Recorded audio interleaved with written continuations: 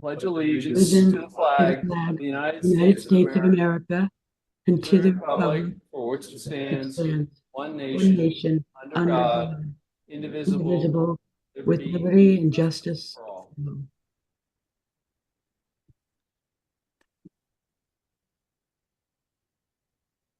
All right, we'll begin with a roll call. Supervisor Blendy, Here, I hope you're feeling better. thank you. Supervisor McCartney, Present. Supervisor Grenier, Here. Supervisor Ross. Here. Awesome. Everyone is here. We're going to start with some community announcements. And this is the portion of the meeting where residents and youth organizations may call in to make special announcements. If you'd like to contact the township, you can do that at admin@lmt.org to request a special announcement. The Yardley Farmers Market will be held at the Lower Makefield Township Community Center, 1550 Oxford Valley Road, Yardley, Pennsylvania, from 10 a.m. to 12 p.m. first and third Saturdays from December 2023 to April 2024. So if you're previously going to the Yardley Borough on their Saturday farmers market, you can come to the community center. Has anybody who's ever shopped there, tremendous selection of fine products, including meats and agricultural items. You can learn more information about the Yardley Farmers Market Facebook page. C, the Parks and Recreation Department is hiring for all season summer positions, including pool, summer camp, and field maintenance. To apply, please visit www.lmt.org. If you're thinking about a summer career, please consider LMT. We have a lot of great opportunities, not just at the pool, but also some of our camps are tremendous. You're going to consider that. And registration for the pool at LMT opened on January 29th. To register, please visit lmt.org. Pool registrations are banging this year. People are coming in droves. It's great. We're very excited. You're all going to want to be at the pool this summer. You don't want to miss it. And Friday, that's right, Friday, February 23rd, Lower Makefield Township will be hosting a blood drive for the Red Cross on Friday, February 23rd, from 12 p.m. to 5 p.m. in the meeting room in the township. So right here, you can come, you can donate blood. To sign up or get more information, log on to redcrossblood.org and enter sponsor code Lower Makefield. If you've used the American Red Cross website, you can create a sign-in and they will remind you when it's time to give blood again. But you can also go on there and find and schedule your exact appointment time so that when you come in, you'll be seated very quickly and you'll have a great experience, as well as I believe they have the famous Amos cookies and orange juice at the end, which is part of their signature. You don't want to miss it.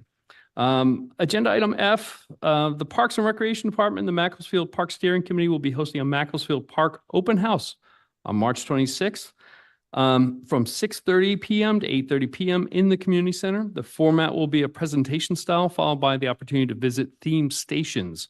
After the presentation, a video will be posted to the Zen City project page, where residents can watch the video and engage with different parts of the proposal. It's a great opportunity to get advanced planning on things that we're considering in future years for Makefield Park. So if you use the facilities and you want to have input or get a perception of what may or occur in the future, it's a great idea to have your voice heard on that. I've also got some additional ones that just came in. You're going to want to hear about these. This one I'm particularly excited about. This coming weekend, that's February 24th and 25th, the Yardley Makefield Fire Company will be training at 1101 Big Oak Road from 9 a.m. to approximately 3 p.m. both days. The fire company's fire police will be on location to assist with traffic control. So there's going to be a training program, so you're going to definitely want to watch out for that. Last one, I promise. I didn't realize there'd be so many announcements today, but this one, I also got our friends at Pennsylvania American Water is going to continue their efforts from February 26th through March 8th to spread the word about their initiative around finding out whether you have lead in your pipes, your water pipes. This is an important issue nationwide. As we talk about infrastructure, and we'll spend a lot of time talking about infrastructure, understanding where we have risk, and lead pipes is certainly a risk. While we're in a relatively better area than some other parts of the country, it is a real issue. Water quality is important. Pennsylvania American Water wants to make sure they know if your pipes have lead in them so that they can address them appropriately. So you'll be getting surveys. If you haven't gotten a survey from them, you can definitely go to their webpage at pawater.com or amwater.com. That concludes all of our announcements. John, I actually have one to throw out. Sure. Well, March 3rd, so it's a new date for anyone who was tracking it, from 2 to 4, down at the Gather Place, which is in the borough. There is a presentation on women history makers of Bucks County and beyond. So the Historical Commission asked that I pass that along. So the Gather Place is at 188 South Canal. Again, it's Sunday, March 3rd, from 2 to 4. Awesome. Thank you. Are there any other public announcements? With that, I'm opening on to agenda item number 5. That's public comment on non-agenda items. So if you have a concern about something we're going to talk about on the agenda, you definitely want to wait until we actually talk about it. But if you have a comment on a non-agenda item, please step up if you'd like. Tell us your name and if you're a resident of Lower Makefield Township.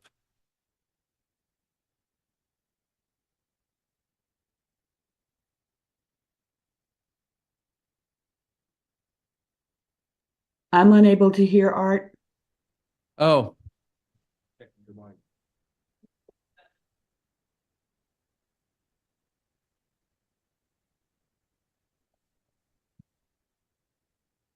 Okay. Can you There hear we me go. now? Okay. Can you? So much better. Thank you. All right. Arthur Cohn, 7906 Spruce Mill Drive, Chair, Citizens Traffic Commission. We have someone here who wants to apply for the Citizens Traffic Commission. It was the first thing on the agenda, the top part, 720. Oh. Yes. Uh-huh. Uh-huh. So with that, I apologize. Our executive session went long. We need the members. Yes. Would board members be concerned if we brought Mr. Kirk up to have a short discussion? That would be great. Mr. Kirk, come on down. You. Sure. Or there, because the mic's working for sure. So we're sorry. Our executive session went a little long. And I thank you, Art, for finding that out on me. Typically, the way this works is we ask you a couple questions. What spurred your interest in the Citizens Traffic Commission? And it's sort of a dialogue. What spurred your interest in the Citizens Traffic Commission? Burning desire. No, I saw there was a number of openings on the website. I've lived here for over 20 years. I've raised 4 kids here, and now I actually have some time on my hands to get involved in some of these things. So I might as well do it once a month or whatever it is. Mm-hmm. Well, with that, Supervisor Blundy, do you have any questions for Mr. Kirk? I don't, Mr. Kirk. Thank you so much for raising your hand and volunteering. I felt the same way as my kids got older, so hopefully we welcome you aboard. Supervisor I McCartney? have no questions. Thanks for volunteering. I got to give you one, I guess. Since it's citizens traffic, are there any specific traffic issues that you've identified that are near and dear, or you just want to participate? I'm always mesmerized by the circles, but I've grown to like them. Nothing in particular. I figured I'd ask. Thank you. Supervisor Ross? No questions, but thank you very much for volunteering. First person that's been mesmerized by the circles. That's that's a good, nice way of putting it. Which Get stuck in. Yeah. Which, if you're making a pitch, is the best pitch because there's no one more in favor of the traffic circles than us. And we thank you for your interest. And I often joke, Mr. Kirk, that Lower Makefield Township has more amateur traffic engineers than any other municipality in Lower Makefield. So we welcome your interest and experience. And typically the way this works is at the end of the meetings, there's an appointments process for boards and commissions. And so if you're here for the whole time, you'll be able to see that part at the end. Okay. Thank you so much. Thank you. Mhm. I'm Sue Fawcett. I live on Sandy Run Road. I'm a resident. And I'm here, I'll give a little bit of an overview first before I get to my points. I'm one of the pickleball club volunteer organizers. I play every day at Corner Court, weather permitting. I manage the players and address their concerns. When the fee increase was announced, the players expressed their frustrations to me. It's not the amount, which is $10 per month but the principle that we have a 4 times increase for no additional benefits. Bonnie Gannon is doing a great job on providing services, but that doesn't address the basic problem of having a decent court to play on. I discussed this during the Parks and Rec Board meeting on February 7th as a public comment. My goal is to improve the facilities. So going a little bit more detail, the Parks and Rec Board November 14th, 2023 meeting stated that the user fee is based on staff costs, memorial park repairs, soundproofing, and supplies. Even though the pickle boards are shared with tennis, there is absolutely no mention of tennis in any budget. That's my concern. The courts are actually a multi-purpose facility because they play both.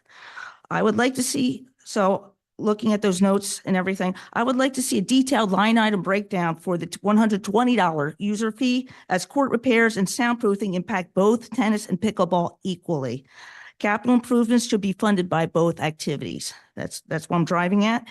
And at the last Parks and Rec Board meeting on February 7th, I proposed using the tennis courts on Schuyler Drive around the corner from here for pickleball.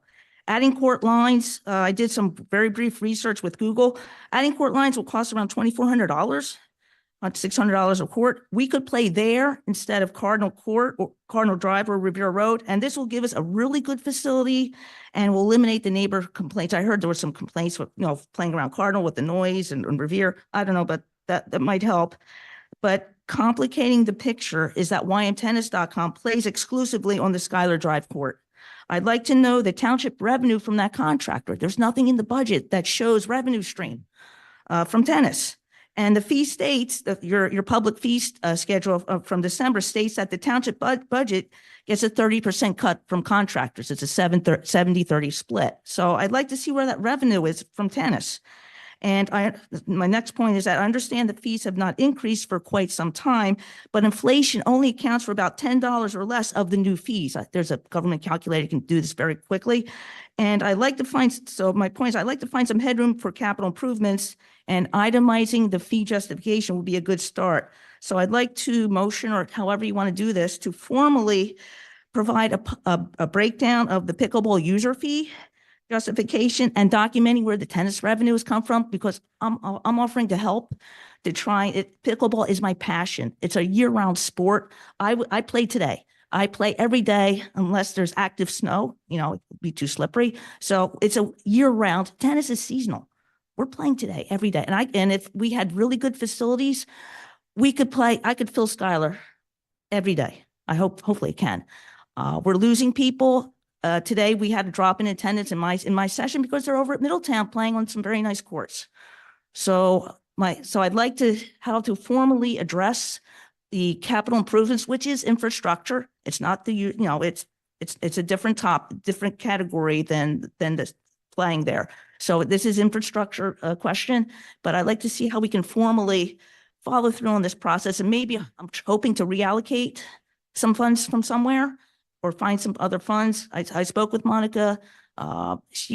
We discussed grants, and maybe private funding would be helpful, but I'd like to start the process. It's my passion. My goal is to see me play every day. And we have 460 members in the pickleball club so far. So it's a significant impact in the what we have on Meetup right now. So that's my point. I'd like to see how this can be handled. I'm willing to help. You have 460 members in a pickleball club. In the pickleball club. How many of those members are Lower Makefield Township? That's the thing. I don't know. The Bonnie Gannon has all the information, but it's quite a number. So to me, it's a lot. 75? 85. We have So- 85. Thank you. So 20% of your members are Lower Makefield Township residents and the other are non-Lower Makefield. Oh, really? Okay. Oh, 85%. I thought you meant 85 total. No, Okay, 85%. Okay, I understand. So when you guys decide to go move and play at different courts, they're going to Middletown, which charges $50 or so a year. It's priced, but the other thing that they say that was expressed to me, other than the initial outrage, was what do we get for our money? Going from 20, they were willing to play at Cardinal for $27 a year because who cares? It's a couple of bucks and facilities aren't that great. But for when you go to 120, they're expecting lit courts with a really nice surface, good quality, permanent nets, no, the whole 9 yards. They're not getting that.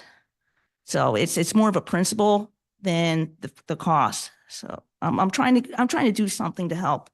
I know, I understand. So how can we formalize? Maybe I need to do more research, or I will help Monica and go through Bonnie Gannon, but this is funding and this is infrastructure. So I'd And like, I think what the Park and Rec Board did during that time was they basically went across all recreational activities and just did an increase. So I don't know if it's necessarily line for line what, yeah, I what mean, they're gonna add back to infrastructure wise. But I mean, I think that was the process, right, in general? Yeah. so, yeah, and because I see, because actually, if there is, are people playing tennis for free then? So that's, I say, I don't see the revenue stream documented in any of the budgets that's public. So that has me concerned because I'm trying to see if there's a way I can help, and maybe there's a way we can change priorities a bit to free up some funds. So I'm just trying to work through this. Yeah, I think the idea of grants is probably your best option, I think, from a fund standpoint. I don't know if you were here during our budget meeting, but we're running at a deficit of I know. significant. I watched the YouTube and I saw that that's why I'm digging some information out of the meeting minutes. Yeah. Because I mean, we will be discussing the contract to award the contract for the pool painting. From what I see on the agenda, it says you allocated 140K and you're coming in under budget at 95. Can we pull some of the money from that?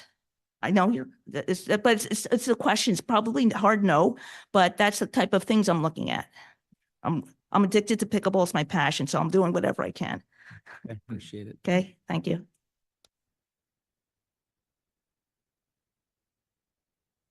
Is there any other public comment in the room? You want to just walk up to the, anything that's not on the agenda? If you could just come up so that Supervisor Blundy can hear and that folks in the public can hear. Art may have put this on the agenda, but I just need to confirm. Oh, it did not? Oh. Okay. Okay, so my name's Evelyn Patterson and I reside at 2222 Yardley Road. And I spoke here 2 meetings ago about the speeding issue on Yardley Morrisville Road, which has been addressed over a number of years through different entities in the offices of Senator Santasiero and Perry Warren. But we met with the Traffic Commission and they were very helpful. And I believe that you were able to get a request to allow signage. I guess it's through the DOT. And we just wanted to know, our neighbors in the area wanted to know whether that request to the DOT has been done and accomplished. That we want to get a status report on that. Mrs. Patterson, yes, that request has been submitted to PennDOT and tentatively approved. It's called a Form 160, has been submitted recently. Just waiting for a response from PennDOT for final approval. Okay. 2 solar-powered flashing speed signs. Okay. Okay. So we just have to wait for the Wait form, PennDOT response. the Yes, formal all approval. necessary Paperwork has been submitted. Okay. I'm just waiting for the response. Oh, You need to be sorry. closer to the I'm mic, very yeah. sorry. Okay. Right. Both of So you. from a time frame standpoint, usually how long does that It's take? hard to say. We're waiting on PennDOT. And once PennDOT does issue a final approval, the chief will return to the board to receive the spending approval for the signs. Okay. So then it's up to the board then to approve the signs at Through that, the PennDOT approval. okay. So how would we be notified that the DOT has approved it? The residents just There come to the would be meetings? Public comment or discussion at a meeting regarding the Yeah. allocation of the spending. Mm-hmm. And I know there is someone named Mrs. Finney. Are you? Yeah, Susan's my neighbor. Okay, Yes. we've been in contact with her via Mhm. email as well. Yeah. Regarding the status of the project. Okay. All right. So Evelyn, feel free, geez, sorry, that was loud, but feel free to periodically reach out. I mean, we're happy to provide an update, Okay. once we receive Approval? approval from PennDOT. But in terms of the township's work, as the deputy chief is indicating, we have, we've initiated the process. We're waiting for feedback from PennDOT, but Okay, great. we do expect approval and then ultimately would approach the board as it relates to the installation of the signs. Okay, terrific. Thanks. Appreciate it. Mhm. Okay, thank you. Are those going to be just south of the borough? Or are they going to be north and south? I'm curious about location. There'll be both directions, but it'll be between Black Rock and the borough. Okay. Okay. Thanks. Are there any other public comments on non-agenda items? Anybody on the line? Do we have any callers? There is no online public comment. Sue Fawcett again. I just looked, when I was reviewing the finances for the township, I'm on the website. Who do I ask to, there was some missing information on the financials, and that they were missing the 2022 and the 2023 financial statements, which are the audit reports. And there was no 2023 treasurer reports that year left. So who do is that something? Yeah, so the 2022 audit is in the process of being finalized. And so typically the 2023 audit would not be done until spring, summer of 2024. Sounds like a financial report. Okay. Okay. So it's just a normal lag. There's nothing wrong. No, there's nothing wrong. No. Okay. Thank you. Moving on to agenda item 6, treasurer reports. I'd like to make a motion to approve the January 2024 interfund transfers. Second? All those in favor signify by saying aye. Do we have an Aye. amount? Huh? Do we have an amount? Oh, Report, hold on one second.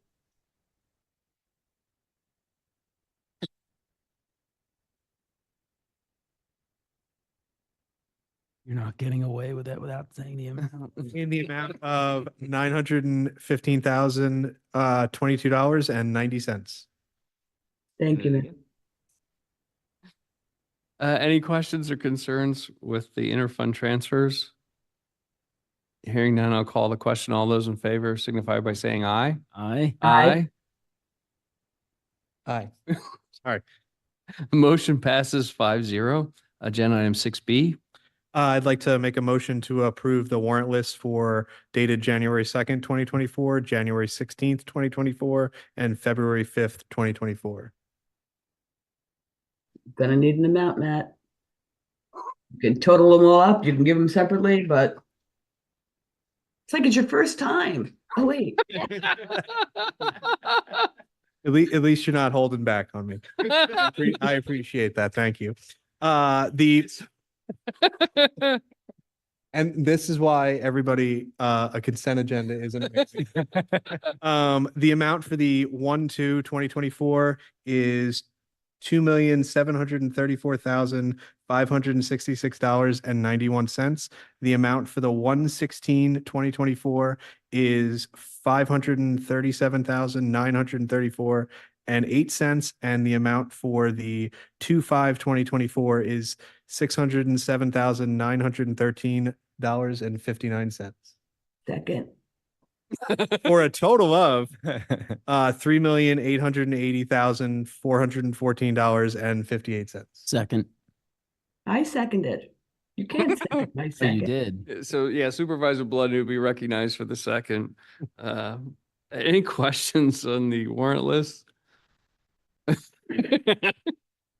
Hearing none, call the question. All those in favor signify by saying aye. Aye. Aye. Aye. The ayes have it 5-0. Agenda item 7, consider approval minutes for February 7th, 2024 meeting. Moved. Second. Any questions? Hearing none, call the question. All those in favor signify by saying aye. Aye. Aye. Aye. Ayes have it 5-0. Agenda item 8, Parks and Recreation. Consider awarding 2024 pool painting project bid to American Pools in the amount of $94,795.99. So moved. Second. Does the board need to discuss this in any way, or are there any questions? I guess my one question is, what's the frequency of pool painting? What are we looking at for frequency on this one? I know this one's on, so I'll come to this one. Frequency for pool, we're going through a rotation right now, so we're doing full sandblast and paint, which is not something you do every year. Full sandblast would be around every 10 years. So we just did the Olympic pool last year. This year we'll do the lap pool, and we'll touch up anything that needs to be done in the Olympic pool if needed. And then we'll touch up in the baby and intermediate. And then next year, baby and intermediate will be full sandblast and paint. And then it'll be minor touch-ups to the other two. And then we'll get up back on our annual, just regular paint cycle. We had a couple of years that are higher price, and then hopefully moving forward after that will be a little Yeah. lower. I mean, it might be a little lower because when you're doing 4 pools, full paint, it'll still be around the same. It was kind of our way to cost save and get through sandblasting all the pools that needed to be done. Okay. Thank you. Yep, no problem. Are there any other questions while I'm up here? No, I Okay. didn't have any other questions? No. So just for the board's information, so the lowest respondent was the provider that did the work last year. So we are, they did a great job last year and we're comfortable with We're the very recommendation. excited Yep. to have the same group. Is there any warranty? I'm thinking back 2 years back. Is there a warranty or maybe even a service program that they might have? Like if we signed up for longer, if it might be cheaper? And I know we're not doing it this year, but it might be something to look into. It might be something to look into. I don't know right off the top of my head. Okay. I would say just to clear, with the slides, we had a situation where we hadn't been giving them proper maintenance and we had to sort of up. Turtle wax. Yeah, well, we had to increase our spend for a couple of years so that we can be in a better position so that their maintenance costs would be lower over time. So it's kind of stuff where if you're aggressive on it and maybe even think about how do we, structure that and like you have in your plan, it does pay dividends for us. Any other comments, questions before we call the question? Okay, hearing none. All those in favor of the motion signify by saying aye. Aye. Aye. The ayes have it 5-0. Thank you. Thanks. Agenda item 9, Public Works. Agenda item A is authorize the release of a bid for line painting. Budget maintenance item 24 budget. Is there a motion? So moved. Second. Okay, awesome. Derek, do you need to cover anything here? No, that's Okay. good. Yeah. This is a budgeted maintenance item, so there's any questions from supervisors? John? No, no, Yeah. we're not. Correct. Supervisor Blondie? Yeah. Derek, I know it's for line painting, but would there also be the opportunity on any of the roads to think about signals, reflectors, cat eyes, whatever we call them? So I did look at that. I knew you were going to ask that question. We're going to approximately paint 9 miles of roadway. Would they benefit from them? Yes. I would not recommend doing them at this time. I would recommend doing them when we go to pave those roads. Again, waterborne line paint, we may get 2 to 3 years out of it. Some of these roads need to be repaved in the next 5 years. Those reflectors are very expensive. You'll need probably about 550 of them at almost $20, $25 a piece. So I would defer that until we pave the roads and then do that as a road project. After the repaved, we'll install those plowable reflectors that you're used to. Thank you. Any other questions? Call the question. All those in favor of the motion signify by saying aye. Aye. Aye. 5-0. Agenda item 9B. I have in front of you, it would be the consideration of approval of resolution 24-04, approving the commercial driver's license drug and alcohol testing policy. This is to update our existing policy that dates back to 1996 and gets us in compliance with the latest regulations from the federal DOT. So moved. Second.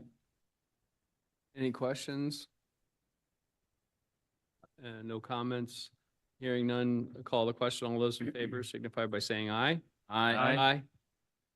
Thank you very much. 5-0. Eric, you might want to just stay here when Paul.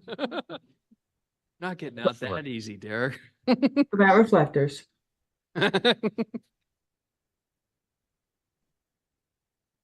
10A, engineers report. Thank you, Mr. Chair and fellow supervisors. I'd like to discuss the 2024 road program and authorization to bid. And I'd like to share a presentation. So let me just pull that up.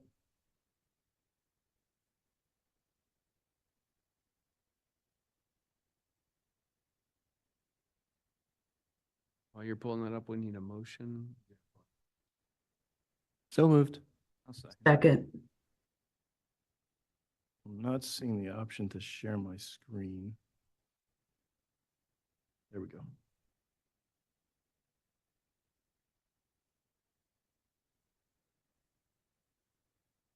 Okay. Loading up. Okay, so the public is aware. For the 2024 road program, we have several base bid roads and some alternate bid roads. So for the base bid, first slide here, this is the Yardley Hunt neighborhood. So we're anticipating Clark Drive, Bennington Road, Patriot Drive, Colony Way, and Henry Drive. For the next neighborhood, this is Quarry Commons neighborhood. This is also part of the base bid. This includes Quarry Commons Drive, Innis Lane, Hebel Court, Kenneth Lane from Beach Court to Quarry Commons Drive, Ryan Court, and Beach Court. As the first alternate, bid number 1, that consists of Susan Circle. For alternate bid number 2, this is the Penn Valley Terrace neighborhood, which consists of Manor Lane North from Manor Lane to River Road, the entrance drive, Manor Gate, Manor Lane from Manor Lane North to Keswick Drive, Oak Hill Lane, and Del Valle Road. And the final alternate is for the pathway, and that's the pedestrian path on Oxford Valley Road from Peacock Road to Dobry Road. We request authorization to bid the 2024 road program as soon as the bid package is finalized. Bid package completion date is anticipated by the end of February this month. Memo has been included with your packet for tonight. Program is separated into a base bid and bid alternates to allow for the most work to be completed within the township's budget. Any questions about the proposed road program? I have one. Sure. Supervisor Blendy? Yeah, I don't know if this is a question for the engineer or for Mr. Truelove, but I seem to recall that section of the bike path that we're looking at right now, there was some question as to whose obligation it was to maintain it. And I'm not sure if we ever got resolution on that. So can we just confirm that it's ours to maintain? Yeah, I know there has been some discussion about that. I will check with Barbara Kirk about what the latest is in that, because I know she was having discussions with some folks about that. Okay. Can we get that answer lickety-splickety so that, Yep. we can put the bid alternate out, and if not, Yeah. maybe substitute something in? To that end, what could we, there's some different scenarios here on the, right? Based on the response to that, whether or not we include it as an alternate bid this year. Any recommendations for how we could address it? Or if there's, even from the engineer, if there's another alternate out there? If there's another place other than that, is that what you're talking about? Yeah. Yes. We'll be the next one after that, Paul, if you know. I'll have to get back to you. I don't know off the top of my head, but we do have, working with Monica, there is another one. I don't know if it's the same length, but we can have that ready or have it as an alternate. So if it does fail, we have a backup plan. Do we want to modify the motion and to include the other potential alternate bid that Mr. Fuller may supply? Whoever made the motion, just accept. Supervisor Ross is the maker of the motion. So if you'd accept an amendment, I'll accept that amendment. and that you were the second? I think Suzanne was. Suzanne, Supervisor Blendy, you're the seconder. Yep. Would you accept that? Yep. So the nature of the amendment would be that the solicitor will validate whether alternate bid 3 meets the criteria for the 2024 road program. And should he or someone that his office determines that it does not, our Director of Public Works will provide a new bid alternate 3 in concert with our Parks and Rec Director. With that, any questions, public comment? I do have one, we do have some other sort of infrastructure projects planned with separate budgets this year. Yeah. That include pavement. I think Highland Drive, that area with the. Yeah, Do we get any, would we get any savings if we tried to combine that at all? Or is that more of a timing thing and maybe this contractor does it? I mean, I'll defer to Derek and Paul, but I think it's probably a function of timing and I the don't ability think, to. I would not try to tie ourselves to that, just for the fact that we probably could see unnecessary costs if timing doesn't line up. You know, I don't want to hold someone, one contractor that may have to remobilize if we're not ready on Highland Drive, or vice versa. If Highland Drive's ready and our roads are, you know, they all like to wait until the end of the summer. So I would recommend not doing it that way. Just figured I'd check. Yeah. Lori Gray, and yes, I'm a Lower Makefield Township resident. So this is so interesting. And is this going to be on the website at all? Like, where can I find it to? Yeah, we'd be happy to post it on the website. That's not a problem. No. Okay, like any idea where it would be? Takes me for a long time to go through. And just so in the 2024 budget, we also, it is in the budget, that these roads are also budgeted for the year. Yep. Right? And we could, This is yeah, we could. So nice to just show people this little picture here. Thank you so We'll much. put it in Thank the you. Public Works Department or something like that, capital Perfect. improvement. Okay, great. Thank you. And Paul, we will tell Isaac that your PowerPoint scored big hits, points. Appreciate that. Visually appealing, colorful. It's great. It's great. Informative, illustrative. Yeah, all of it. Yeah. So. Is there any public comment on the line, on the phone? There's no online public comment. Okay. With that, we'll call the question. All those in favor of the 2024 road program as motioned and amended signify by saying aye. Aye. Aye. That would be 5-0. General project updates, Paul? Great, thank you. So we have, Mr. Chair, thank you very much. We have distributed our engineer's report dated February 12th for this meeting. Following discussions from last meeting, we've been able to provide an updated Gantt chart showing the drainage projects within the township. A few projects I would like to highlight are Highland Drive. We have scheduled a final meeting with PA American Water for tomorrow, and we'll look to have a permit package ready for the end of the month.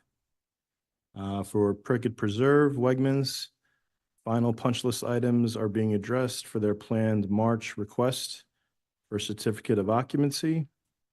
And those are the key points of the engineer report, and I'll be happy to answer any other questions. Any supervisor questions? Just the target date for Wegmans is March 20th. Is that correct? I don't have the exact date.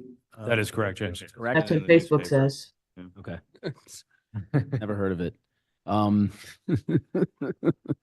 So the certificate, the CO, how far in advance do you have to give that to them before the March 20th deadline?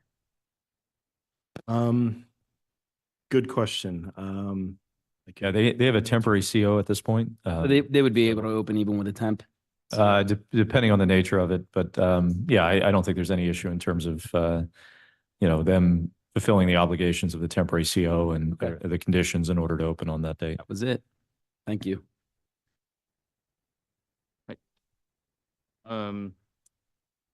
The stream clearing at Taylorsville, getting back to that stuff. I think last meeting, your group had done some field work and was delineating wetlands, streams, gravel bars, all that good stuff. Then probably preparing to go get a general permit from the DEP to assess whether, well, first assess whether or not any of that should be cleared from a gravel bar perspective, and then prepping the permits. How are we coming along with that process? Great question. So we actually had to revisit the Taylorsville site on Monday to just get some additional wetland information. So our team is compiling those reports now. So we'll be presenting to the township basically a wetland report. And at the end, there will be a wetland map for both sites. Well, one report for each site. And the wetland map will display wetlands on each site plus the gravel bars. And we will discuss with the township for next steps. Okay. I believe we'll be working potentially with land studies for some future projects as well. So that'll be key information to have for those two areas. A couple of things, if we could include in the report, would be the 50-foot regulated floodway, just because that'll affect how we do permitting. That should be an easy one to add. And then I don't know if PINDY, the Threatened Endangered Species Review, has been done. Sometimes they're done as part of those reports just to see if that affects it, because tree clearing and all that may be affected by that. Yes, I know. I'll have to check if we've already included the 50-foot regulated floodway, but if not, we'll definitely add that. And I believe we have run PINDs for both sites. There may have been potential, hits, and we've followed up with them already. And not sure that we have clearance, but it's in the works. Okay, appreciate it. Sure, thank you. Excellent. With that, move on to agenda item 11, the manager's report. Up. Yep, that's okay. Come on up. Just state your name and whether you live in the township. Larissa Luzecki, I live at Makefield Drive. I have a question about the land studies recommendations. The last meeting, I think you referred to it as a second phase, going a little bit higher. When will that work start? Yeah, so I was going to, Larissa, I was going to cover that under my report as a general update.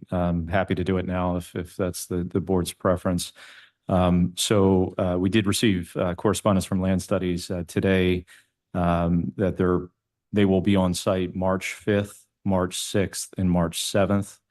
March 5th will largely just be sort of field stakeout, and then March 6th and 7th, they'll be doing the geoprobes that were contemplated under the change order that was approved at the boards. I believe that was at the last meeting. So we received, and I did send this to the board earlier, did receive the subcontractor's health and safety plan.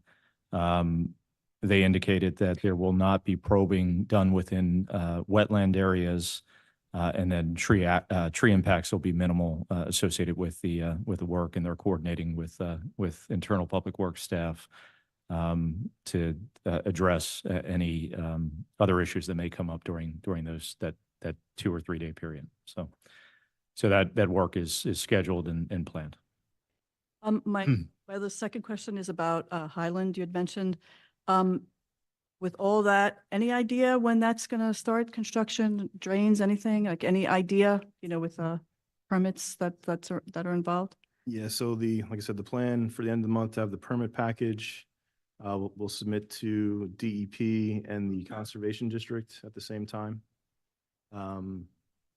Those reviews typically take about a month for them to take a look. So we'll see how we do on the first round. Trying to get it on the first try, as always. If not, there'll be comments. We'll revise, resubmit within a week. Once we have resubmit, it could take a few weeks to a month for approval. If we get approval, then set up to bid. And so probably looking, tough to say. I would say a few months till construction. Okay.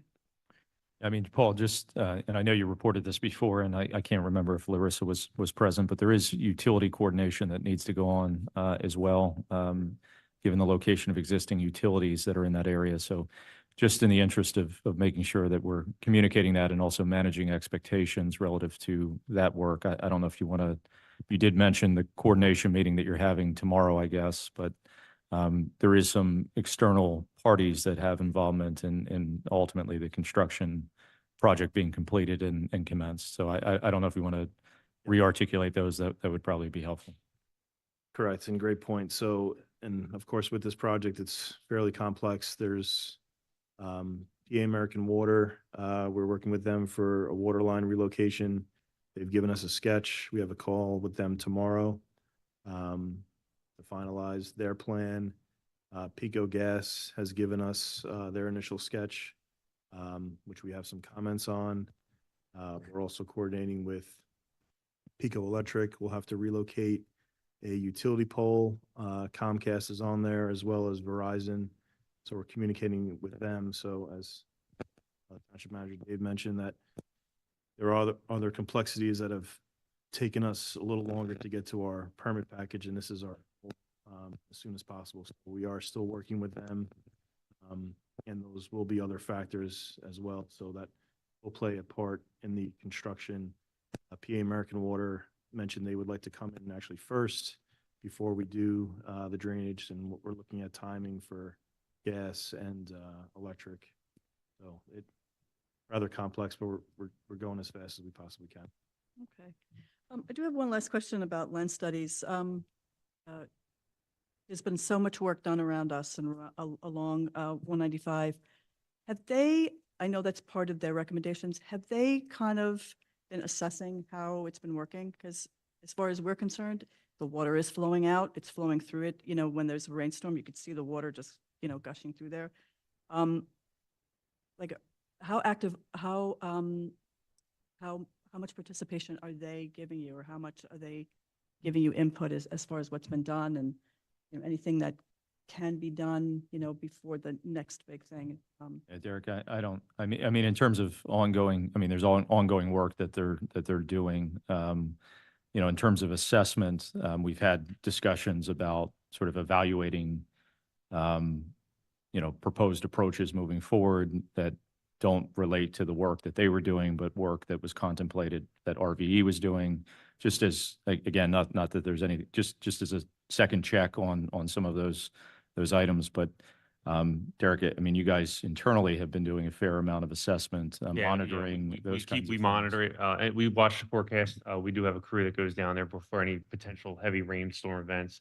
And our goal is to get on like whether it's a monthly, bi-monthly cycle for inspections of that section of creek, and along with all the other creeks on our township parcels throughout the municipality. So Derek has issued a departmental directive on that issue to make sure that there's frequency that's going on in terms of inspection, and also addressing, you know, circumstances prior to forecasted weather events. So I mean, do you have anything else to say about your scheduling that you're doing? Or? No, that's it. Basically watching the forecast and just making it at the minimum. I think we're at on that one. I think we're monthly right now, and the goal to get to bi-monthly every 2 months. Okay, thank you.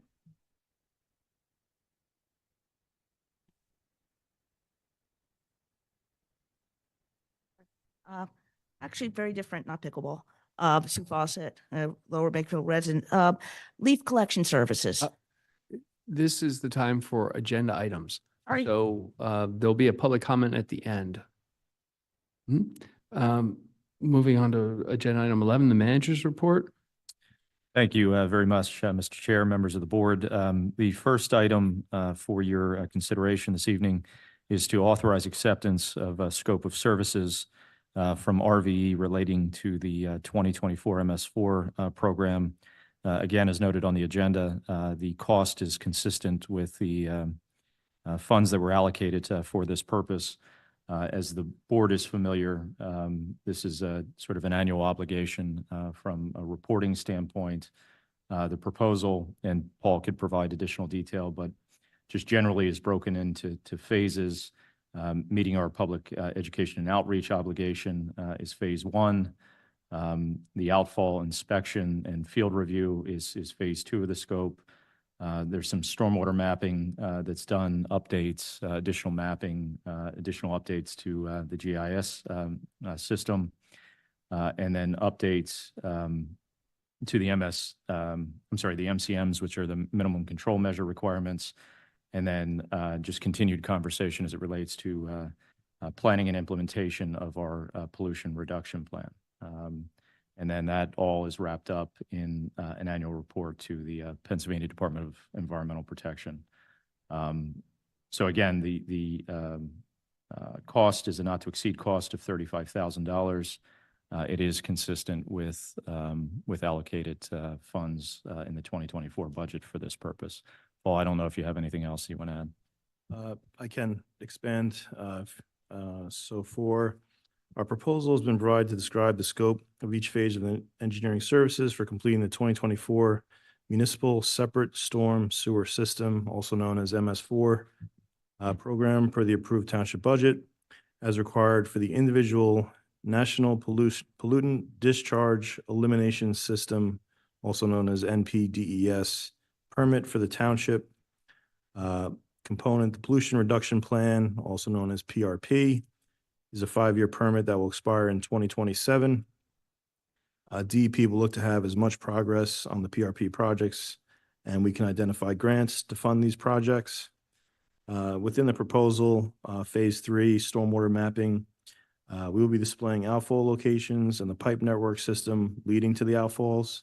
The task of mapping this year is to update any information that is gathered. And to one other point that the Township Manager Dave mentioned, the minimum Phase 4 minimum control measures, also known as MCMs, within the proposal.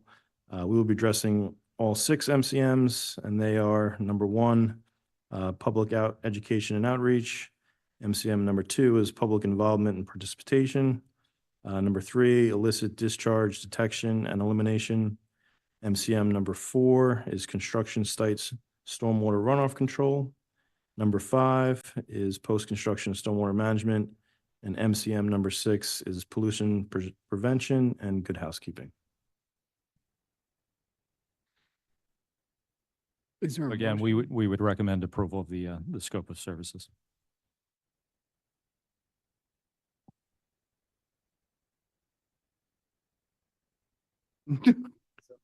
Second? So moved. Any additional questions? Couple. Ready. Mhm. I know, so the township in general is trying to update our GIS information, whether it's roads or basins or anything else for that matter. I'm assuming that one of the deliverables you'll be sharing the GIS shape files, KMZs, whatever it is, with our township staff, so we can integrate it into our overall GIS programming. Correct. Yeah. Any of the mapping will be shared with the township, and we'll be happy to provide that and perform anything needed. I think just for the public, I think a big part of this is knowing what you have. So knowing where the outfalls are, knowing what they're like, what they are, where they are, and what's going on. So a big, we were just talking about, Larissa was just asking about, what's the follow-up. This is a big part of it township-wide, to analyze and evaluate all outfalls, not just a few new ones. That's a big part of this MS4 program. That's actually phase 2, right? The outfall inspections. Right. But then mapping the whole system, and then once you map everything, you know what you have, you can look for improvements. That's the whole point of this MS4 program. So we're going above and beyond that as a township separately, but this is for our 5-year DEP permit. I would encourage as part of this process, we continue to work with groups like the EAC, who are always looking at stormwater basin retrofits and things of that nature, basin naturalization wherever possible. Those are relatively inexpensive items that often pay for themselves and then some, that help us in this program, and using other approaches like that. But generally, this is this process that we're looking to approve tonight is relatively inexpensive, but pays huge dividends when it comes to overall stormwater infrastructure, how we move forward. So I'm glad we're doing it. And Dan, to that point, since I've been on the board, we hear a lot about basin naturalization and retrofitting. I'm just not sure how much we've actually been able to get accomplished. It's something, that we're all deeply invested in, but I'd really like to see progress on it. Yeah, that I would agree. Basin naturalization is oftentimes looked at just letting things grow. Sometimes that works, sometimes it doesn't, but we have to move forward with the analysis and eventually, invest some time and probably some money to do those evaluations, update those spreadsheets and the GIS data, because that's ultimately managed, so you can see what you have and move forward. And then it's really part of one of the next steps in this program. So anything we can do there, I definitely would. I love what they've done down by the bridge to Scudder's Fall. And I understand that that's maybe bigger and different, but if we could actually move forward and say this is one that we've done, that would be wonderful. Yep. And I think there is, again, there's a number of basin retrofits that are contemplated as part of your pollution reduction plan. There are funds that are allocated in the 2024 budget to start implementation of those projects as we are on a timeframe for compliance purposes. Eric, I don't know if you have.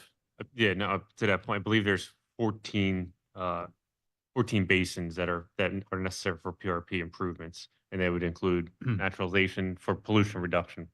I believe this year we have possibly three that could potentially be constructed if grants are awarded. One of the things we hear, smaller scale, but sometimes smaller scale has a bigger benefit when you do a lot of them.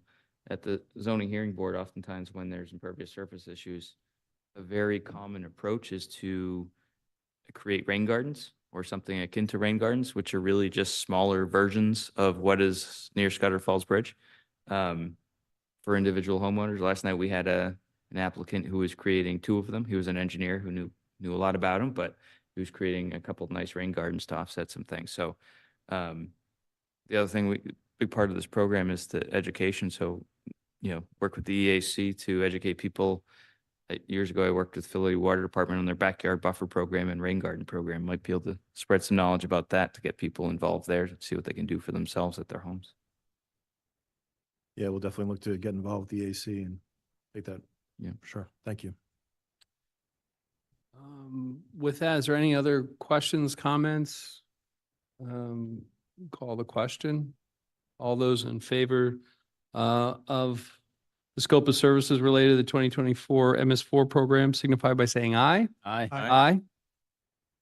Any opposed? Opposed. Okay.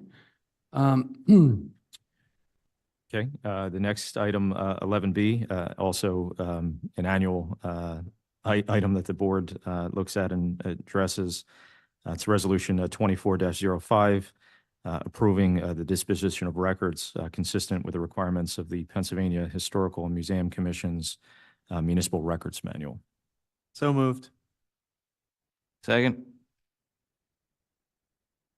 Any comments, questions? No one on the line? With that, we'll call the question. All those in favor signify by saying aye. Aye. Any opposed? Okay. 11C. Okay, the next item is we're seeking authorization to advertise an ordinance relating to the registration and maintenance of vacant and foreclosed properties in the township. Again, as the board is aware, we currently have an ordinance governing the registration of vacant properties. This is expanding sort of scope to look at foreclosed properties, requiring, in those cases, banks to provide information to us relative to who's going to maintain the property during periods of foreclosure. Get into this a little bit more at the next meeting.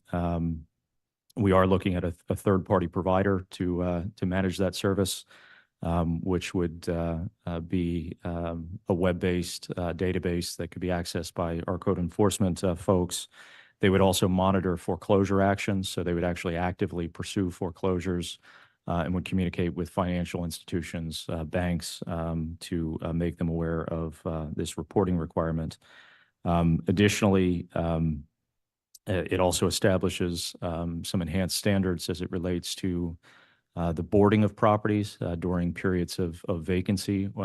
So it references the standards within the International Property Maintenance Code. There's an appendix that essentially governs how properties are boarded during periods of vacancy. So again, we're trying to address those circumstances, not where there may be an accident, that there may be a broken window by, a baseball or something of that nature. We're talking about circumstances where property owners have vacated the property and have left the property in a condition that causes a detriment to the overall health and welfare of our neighborhoods. Additionally, the ordinance provides not an amount, but provides a mechanism where folks that are going through this registration process, because there is cost obviously on our side associated with monitoring and making sure that properties are being maintained, that there would be a semi-annual registration. So once every 6 months, they would be required to update their registration. pay a fee. You currently do have that fee in your fee schedule because again, you were already doing vacant property registration. This would just expand it to both vacant and foreclosed properties. And then the ordinance also contemplates, so the draft ordinance also contemplates a fee for boarding. Again, trying to encourage property owners to not permit boarding to prolong for an unnecessary period, and making sure that there's some financial motivation for them to address the issue that we have an interest in addressing. So again, this evening, we're simply asking for authorization to advertise. The draft ordinance has been provided to the board. Additionally, as the board is aware, this was somewhat of a topic of conversation. There was a neighborhood that had an interest in this, and there was some communication that was going back and forth.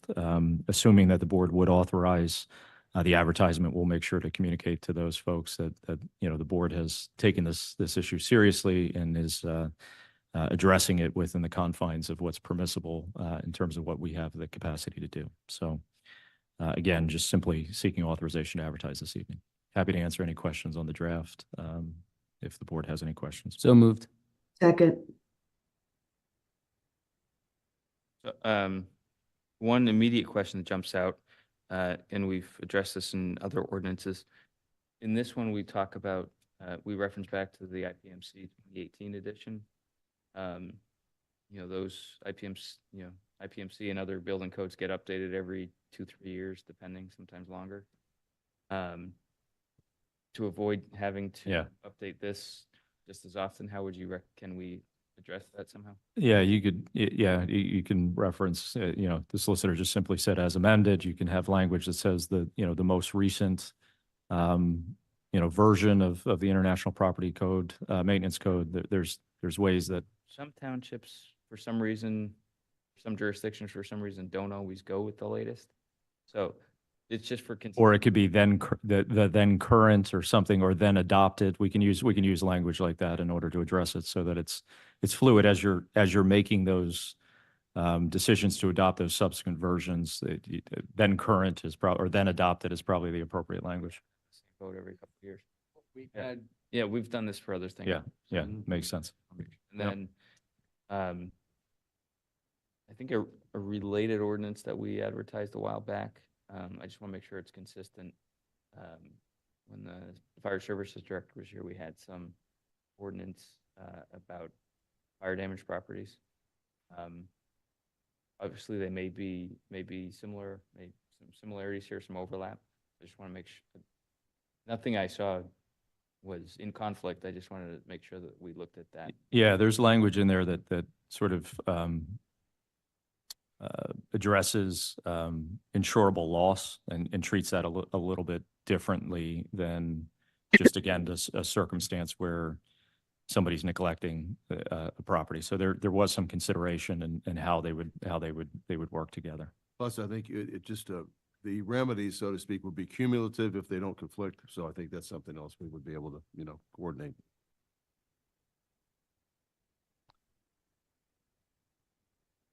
Before we call the question, I just say generally I'm very supportive of these types of ordinances. Having worked in communities with a number of boarded up properties, having lived in Detroit for a short period of time, when you don't have code enforcement, there's some really bad consequences. And this is really, for Lower Makefield, kind of an outlier case. We're not talking a lot of properties, but we want to make sure our code enforcement folks have the tools to help resolve them quickly so they don't become long-term issues like we've had in the one that we're speaking of. So that's why I'm generally very supportive of this and hope that it passes. And with that, I'll call the question. All those in favor of advertising an ordinance relating to the registration and maintenance of vacant and foreclosed properties signify by saying aye. Aye. Aye. Any opposed, abstained? So 5-0. Sounds good. The next item is authorize an advertisement of an ordinance governing certain special events. The reference to certain special events. Again, the ordinance as drafted itemizes those events that would be subject to the permitting process.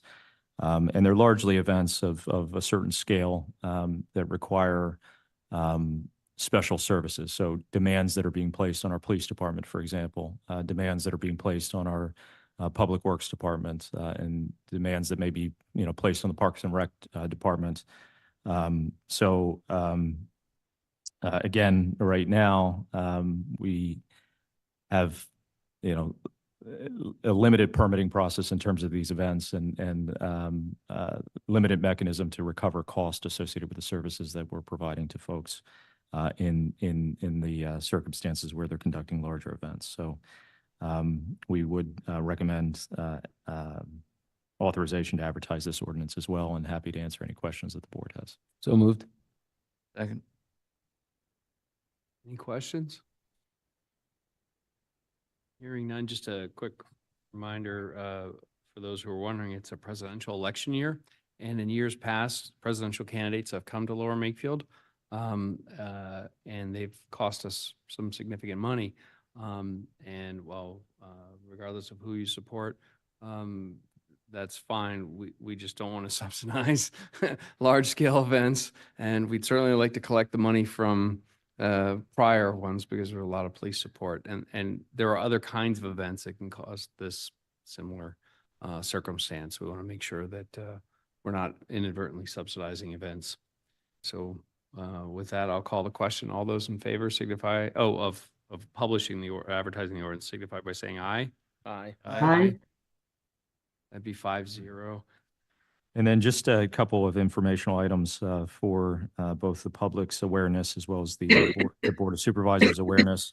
We are looking currently at our commercial sign regulations. Again, this was an item that Supervisor Blundy had raised. And there are some, for lack of a better word, deficiencies where the ordinance has not kept pace with sort of current standard. And so the Jim Majewski and his staff are currently looking at that. Additionally, the Township Planning Commission looked at the Bucks County Planning Commission's model sustainable and renewable energy ordinance. Again, it's a model ordinance outlining proposed regulations governing different forms of renewable energy systems. Again, the ordinance, as our current ordinance, does not have specific standards, governing those types of uses. And so the Planning Commission is looking at that. And I know Dan has an interest in this. I know has done this work in other jurisdictions. I don't know if you have any other comment on that at this point, or. Yeah, I guess generally, renewable energy covers a lot of bases. Lower Makefield, what we are mostly seeing right now, right, is solar panels on homes is common. We don't have an ordinance really that governs that. But renewable energy, alternative energy sources, is more than just rooftop solar. There's wind turbines of various types that may be large scale or rooftop, depending on the technology that's out there. There's technologies that we haven't seen yet that may evolve. There's larger scale solar farms, wind farms, et cetera. There's battery storage coming out. I think, and I think the ordinance is the model ordinance. It's good to have out there to see it, but I think it needs a lot of work for application in Lower Makefield. Yeah. It doesn't really consider things like substations or collection of energy or transmission or things like that. I think it includes, burning of waste woods and stuff like that, which I think some of us would argue that's not necessarily a renewable energy source. But so I think it's good that we're looking at it, but I'm glad the Planning Commission is looking at it. I would encourage the EAC to look at it as well. I'm happy to take a crack at it. Just make sure that it's written for Lower Makefield, and so that we can make the best use of it and give our residents some good guidance, because that's what it's for our residents' use. John, I know you were involved at the Planning Commission level on this issue. I don't know if you had any further sort of information in terms of the discussion that occurred there, but again, I was just making the board and the public aware that They had just started. It was their first initial review. They were generally positive. They had some minor comments at the time, and there was some of the similar discussion about different types of renewable energy sources, including directed wind turbines, which are very different than people would expect. So I would expect that there's more folks that are going to want to talk. And again, the AC and others are going to want to take a look at this before it comes. But it came to us from the Bucks County Planning Commission, which is why it started that review process. I just want to make people aware that that's on the roadmap. I don't know if you want to touch on the next item or whether. Yeah, we've also wanted to bring up a discussion about having a comprehensive non-discrimination ordinance or anti-discrimination ordinance for the LGBTQ plus community, including a potential HRC. You know, we had looked at this in the past collectively, and we're hoping that Pennsylvania Commonwealth government, the state house, state senate would pass something. That hasn't happened yet. And there are over 90 plus municipalities who have similar ordinances on the books, and that provides a extra level of protection where Pennsylvania state law doesn't cover discrimination in housing and in job opportunities. So it's an opportunity on those lines. We don't yet have a draft one, but for information, if someone wanted to direct the solicitor to draft one. We actually did draft one for another municipality, which was enacted this last year. I'm not saying it's the same, but there's a lot of similarities. So we're happy to jump on it whenever you decide you want us to do that. So Is that a Bucks County yes, municipality? yep, Okay. Langhorne Borough. One of the, back in 2019, we passed a resolution. Mm. It wasn't creating HRC. We're kind of encouraging Right. state and federal government to do something. That hasn't happened. Now it's time to do Yep. something locally, right? So one of the topics that we covered, I think Yardley Borough has one. They do. One of the topics that was the reason I asked about Bucks County is because Bucks County has their commission, state has theirs. We want to try and leverage that. I personally, I think it would be a good idea to leverage how the county implements it, so we're not doing everything. Kind of had a sidebar for that. I think you're right. It could be a referral, basically, identify, maybe have limited hearing jurisdiction, but then most of the cases could be referred to the other agencies, but you make a record and at least identify it first here. That's just a thought, but I think that kind of goes along with what you're saying. Yeah, I was just leaning over to Dave. In a prior jurisdiction that I worked with or worked at, we had a local human relations commission. It was jurisdictionally limited, as Dave's saying, in terms of the adjudication of complaints. Again, its primary purpose, at least, and I'm not suggesting that it has to be identical here, but was to provide coverage for the items that are not covered by the Pennsylvania human relations law. And then, so it was largely, in terms of adjudication, it would adjudicate on that one form of discrimination. And then it was largely a referral agency on other types and forms of discrimination that would occur. That municipality set it up with the intent that if the state law was modified to be comprehensive, then at that point, then it would essentially either dissolve or would just function as a referral agency at that point. And also would provide general community education on these issues or issues surrounding discrimination and so forth. Could be conducting events, doing those kinds of things. So, would it be? I mean, this is on it's sort of informational at this point. Would it be appropriate to make a motion to direct the solicitor? Or is this something that has to be put on an agenda separately for that type of thing? I think there's enough notice here, and you're just directing this to look at, so it's not. So wouldn't don't we have a process? I mean, it probably, to be cleaner, probably should be another agenda. So I would suggest that since it's been on here as an item to discuss, if you want us to put it on the next agenda to direct the solicitor to do that, we can do that. I think that makes sense. I'm not up to date on what the county has. I know as we've talked about this, there had been some concern to, a lot of, I think everybody, I can put words in the other supervisor's mouth. We all support this community and want to make sure that nobody who lives in Lower Makefield feels that they have been inappropriately treated. That all being said, if the county's doing something, let's support the county. Because this is bigger than just Lower Makefield. And certainly we don't want to have pockets where people are treated differently depending on which residence they live in. So I think as you're drafting anything, Dave, I think we're gonna have to have some education about what's out there already. May not also hurt because I believe that the House has changed in Pennsylvania, and maybe there's an opportunity to work with them as well. Yeah, no, we certainly would do all that. I could contact the county solicitor, Amy Fitzpatrick. And also, like I said, we've already drafted an ordinance in one municipality that drew from, in part, Yardley Borough, Doylestown Borough, Newtown Borough. So there's a lot of references out there that we can identify to look at. So absolutely, is part of that would be part of the process, I assume, going forward. Once we do that on the agenda. Is there, I don't know that there is, but is there a group that we should reach out to present to the board and the public about these issues? Or how these are set up, or is it? I mean, again, I'm just reflecting on past experience. We had folks from the PHRC come to the jurisdiction. They can provide general education and also, sort of guide best practice as well. So that may be, if the board is interested in doing that, I'm sure we can make arrangements with PHRC staff to do that. And I'm sure they would welcome that and the opportunity to do that.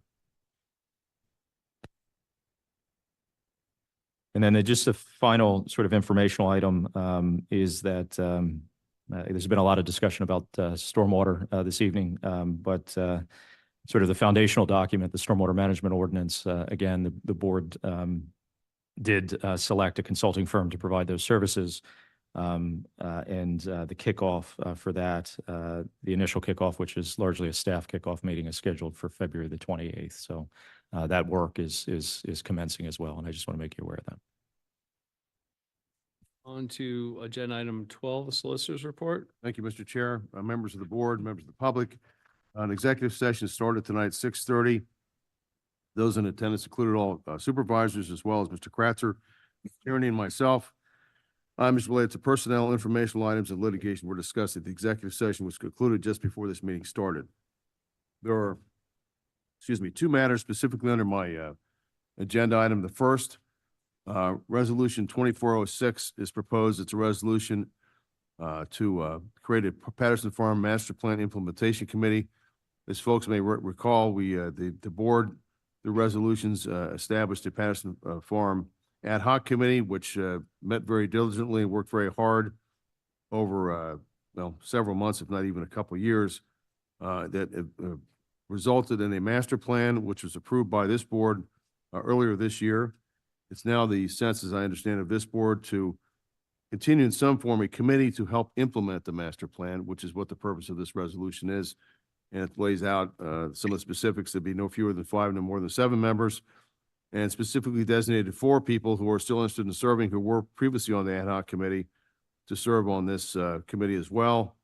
And then also to address some of the issues related to the findings of the soil investigation report. Not that the committee itself is going to deal with the issue, but actually to work with the board on some of the implementation that relates to all these different issues. So that's the purpose of the resolution as it is stated before you tonight. I'll make the motion. Second. So Dave, that issue that you raised about the remediation that needs to take place because of the lead paint. Right. Would it be cleaner to just make that a separate paragraph, or sorry, I don't have it in front of me, rather than I'm very concerned that these hardworking individuals would think that somehow they are responsible for getting that done, when that is clearly, in my opinion, something the township needs to get done, a non-delegable duty. When I think the intent is just to say, hey, before you do anything, be mindful of this. Yeah, I think to address that, the paragraph we were talking about is paragraph 4, which says that the committee's mandate is to take steps to recommend all necessary measures to implement phase 1 of the Patterson Farm Master Plan. And then it goes on to say, and to address the findings of the soil investigation report prepared by Remington and Vernick Engineers, Inc., dated January 24th, 2024. It's that last phrase, as I understand, is the one that you're talking about. I mean, we can certainly reword it, or, I mean, however, whatever the sense of the board is, I understand what you're saying. This is that this committee's charge is not to implement the actual work that's being recommended as a result of the report. So I understand that, yeah. I don't know how we word it. I mean, I'll defer to anybody. Yeah, and again, it was a late sort of addition. I mean, the paragraph does recommend, it says take steps to recommend. So again, the intent was not to delegate, the responsibility to remediate, but the thought is that as certain phase one improvements are being contemplated or advanced, there should be some recognition of this issue as well as part of those recommendations. So again, as the solicitor said, if there's alternative language to soften that, to make that more, not soften it, but make it more clear, we can do that. I mean, I honestly would take it out altogether and just have this board commit to moving forward on the remediation so that the, good members who are trying to move forward on ad hoc don't get tied down with that. Yeah, I mean, for me personally, I think it's an advisory board. We're going to make the decision. The Board of Supervisors, to your point, Suzanne, we're going to make the decision. Now, in that report, there were some options to consider that they could review and recommend. If I'm being honest, I don't know that there are really any options there other than one, to clean up and remove, personal opinion. So I don't know that they're going to have to do a whole heck of a lot. I think what you, not to put words in your mouth, Mr. Kratzer, but the recognition of these issues by the committee that they're there, I get that.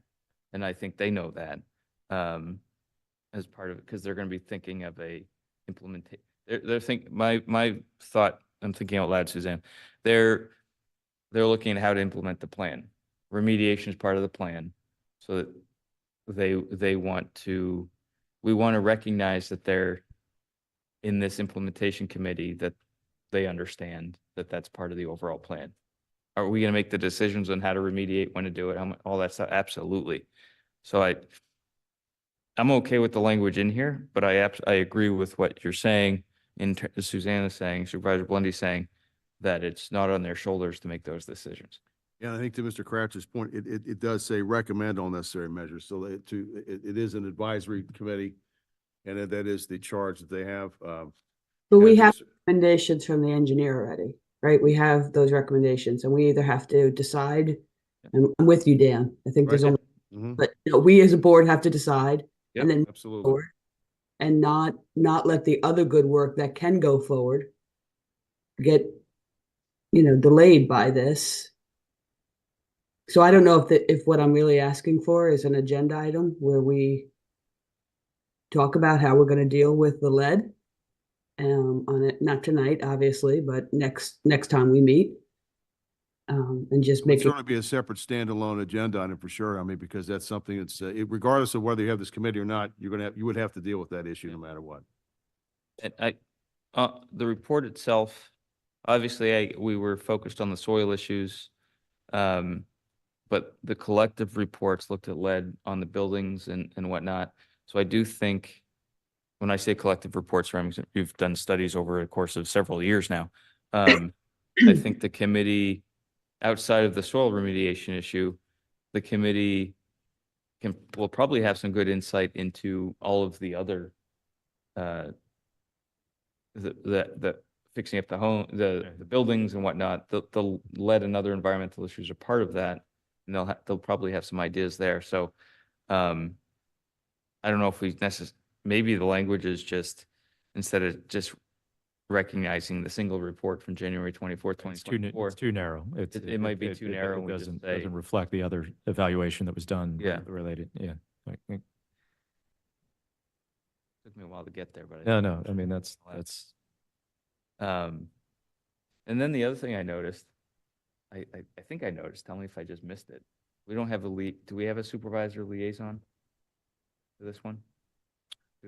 No, I mean, and I think that's entirely up to the board to do that themselves. I don't know if they need a resolution to do that, because I don't know, in the original ad hoc committee, I don't know.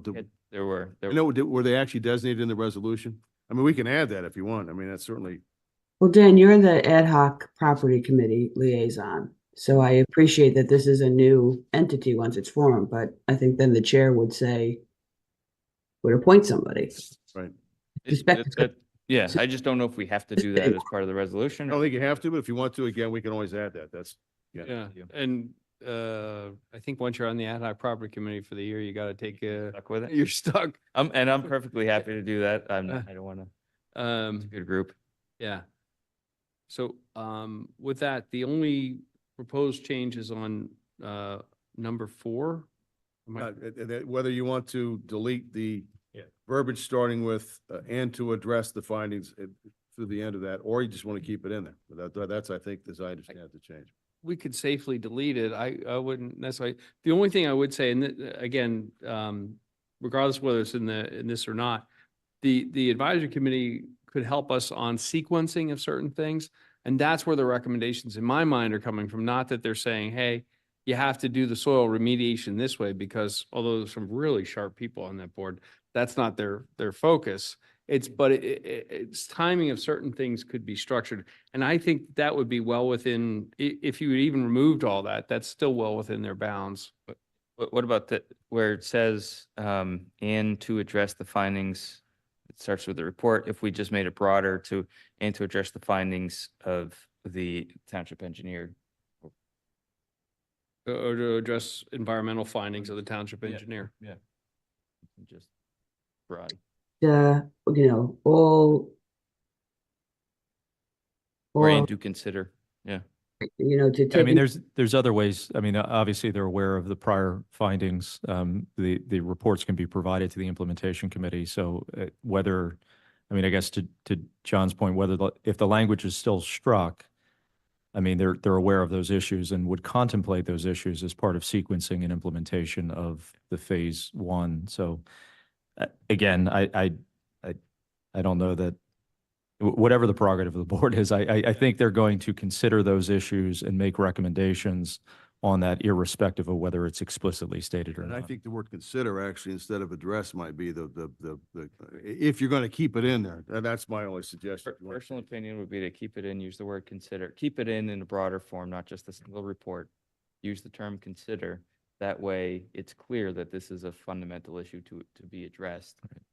Consider the environmental issues, identified by the township engineer. Yeah. Consider the environmental issue. Really want to enter in this, Paul? Go ahead. I would just like to add, I'm noticing in our engineer report for the Patterson Farm, we talked about lead contamination is present in the soil. It just didn't mention in our engineer report, which is issued for each supervisor, that it's on the buildings as well. So we're going to board advise that. Yeah. So with the way our language I have is to Mhm. consider the environmental issues identified by Remington Vernick engineers. And just even delete the date, because I mean, that there could be. There's ongoing. there's various studies that were done related to that issue. All right, is that all right with everybody? If that's, I'm just saying, if that's what you want to do. As the maker of the motion, I accept it, but I can't remember who seconded it. Oh, I had it here. I didn't. You beat me to it? Actually, it was Ms. Bundy and Mr. Ross, I believe, were the two. I think that's what I wrote down, but I could be wrong. I'm okay with the updated motion. With You know, that, any comment? Call the question. All those in favor signify by saying aye. Aye. Aye. Yes. Supervisor Blendy, I think you're on mute. Or are you and I? I'm not on mute, but I'm an aye. Aye. That's okay. No worries. We'll move on to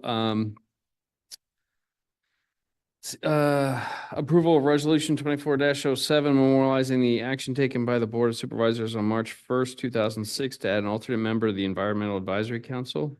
Thank you, Mr. Chairman. It's a trip down memory lane, or lack of memory lane, I guess a better way to put it.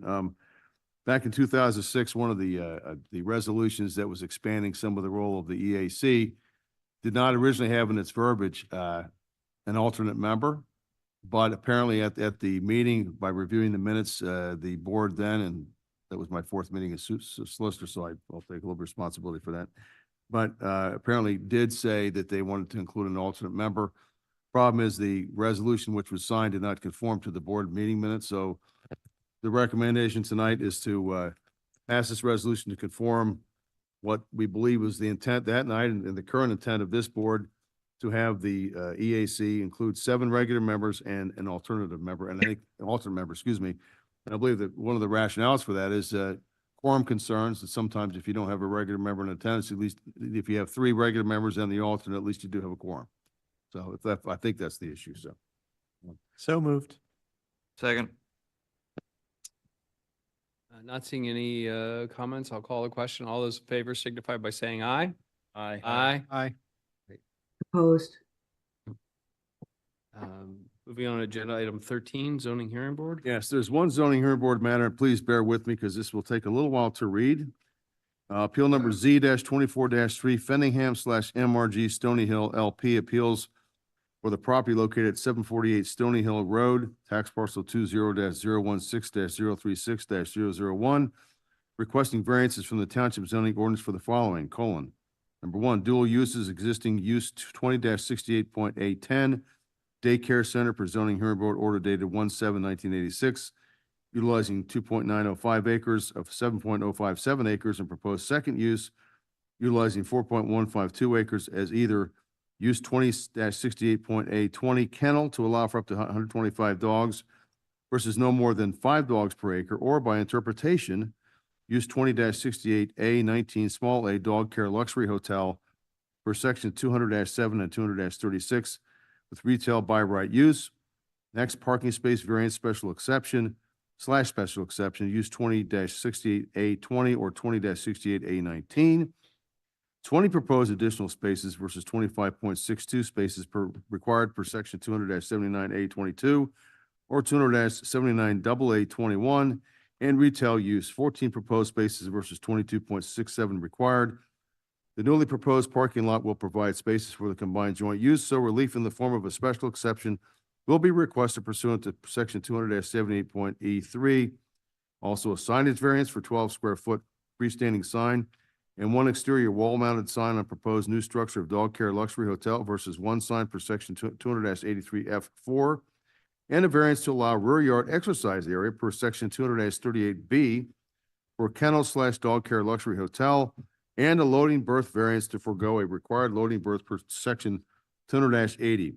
We would note that there are several requests for dimensional variances and also use variances.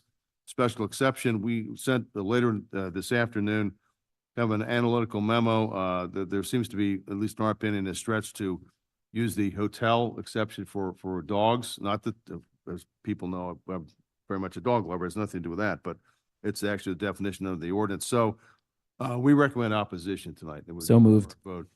Second. Any comments? Not seeing any on the phone? Okay, with that, call the question. All those in favor of opposing in, what's the case again? Oh, I'm sorry. 200, appeal Z-24-3. Oh, okay, all those in favor signify by saying aye. Aye. Aye. Opposed, abstained, 5-0. That's all I have. Okay. Agenda item 14, we have There are 3. 3 extension requests. Yeah. I can cover those with you. I don't have the date though for 2 of those. Well, I have for 1. The first one would be acknowledge and accept the grant of extension regarding the Torbert Farm subdivision. I believe the date for that was May 1st of this year. So that'll be a vote on that one if you're so inclined. All those in favor of granting an extension of time regarding the Torbert Farm signify by saying aye. Aye. Aye. 5-0, go ahead. And then the next one, I'm sorry, I know there's a letter from the council. I have to find that. That one is, I'm sorry, I don't have Timco Noise. Do you have the date for that? Email this afternoon. Yeah, so the Timco minor subdivision is the applicant is granting an extension through March 20th of 2024. Okay, do I have a motion? Oh. Move. Second. All those in favor signify by saying aye. Aye. Aye. And what's that? May 15th. And then the final one would be grant of extension of time regarding the 1511 Lindenhurst Road minor subdivision. That would be to May 15th of 2024. So moved. Second. All those in favor signify by saying aye. Aye. And we'll go on to supervisors' reports. Other than what we discussed at the planning commission, I don't have any supervisor report. Supervisor Grenier? Sure, the Electronic Media Advisory Committee will meet on February 28th. Busy night last night. Farmland met to discuss some lease updates and a few other items. Folks who live near farmland preservation land should have received their annual or biannual letter reminding them of what it means to be living adjacent to farmland, what you can and can't do in the buffer. You can also see Township's website under farmland preservation. We can see a copy of that letter and all the great things that that committee does, or that the Farmland Preservation Inc. does. It's not a committee, it's an actual group. Also last night, the zoning hearing board met. Really interesting meeting in that we had one approval and one continuance. The one approval was for a resident who was very proactive in terms of addressing variance requests and impervious surface issues. Went very smoothly, and they did a lot of right things. The one continuance was for proposed property expansion or development expansion of a property that had several issues and several variance requests that the zoning hearing board had several great comments about, and recommended that they go back to the drawing board a little bit. And I think that was well received, and there's a continuance on that one. So more to come. That's it from me. Supervisor Ross? We covered pretty much everything during the regular meeting, so nothing to report. Supervisor Blendy? I have nothing to add. Thank you. Supervisor McCartney? I have nothing to report at this time. Is there any other business before the board? Not hearing or seeing any agenda item 17, appointments and reappointments to boards and commissions. Let's take the. We do have some. Does somebody? Yeah. Is it on the agenda? Hold on, I'll get it for you. And should we add On the agenda, right? agenda citizens traffic? I got it. Yep, you got them? I got them. All right. Actually, I wrote them down here. Historical Commission, you added historical material and science. I got them all right on the electronic version. And then we'll add. Yep. Okay. Individually or collective? I think collectively, everybody good with collective? Yes. All right. Fire away. Take a second. All right. I'd like to make a motion to appoint or reappoint the following residents to the commissions that I'm going to mention here. First, Disability Advisory Board, Cynthia Lang. Electronic Media Advisory Committee, Jill Laurinaitis. Historical Commission, Joe Camerata, Thomas Argentieri, Christopher Greeley, Helen Hines, and Victor Fiore. Park and Recreation Board, Dennis Wasaki, and the Citizens Traffic Commission, Mr. Richard Kirk. Second. All those in favor signify by saying aye. Aye. Aye. Ayes have it 5-0. This will be agenda item 18, additional public comment on non-agenda items if necessary. Sorry, I apologize for being out of order earlier. Just one minor look, on your leaf collection services, for your leaf pickup, I have no need for that service. I have in the wood area, don't use that. And I emailed Rebecca Sasheen this afternoon saying that I'd like to be dropped. I'd like to not pay for that. And she said it's an ordinance that everyone, since I have frontage on the street, I need to pay for that service. So is there any consideration to have individuals not pay for the leaf collection service? If I'm the only one who asks, that's fine, we could drop it, but I'm just wondering if there's any important You're the only one who's asked in a very long period of time, so. Thank you, I'm done. Thanks.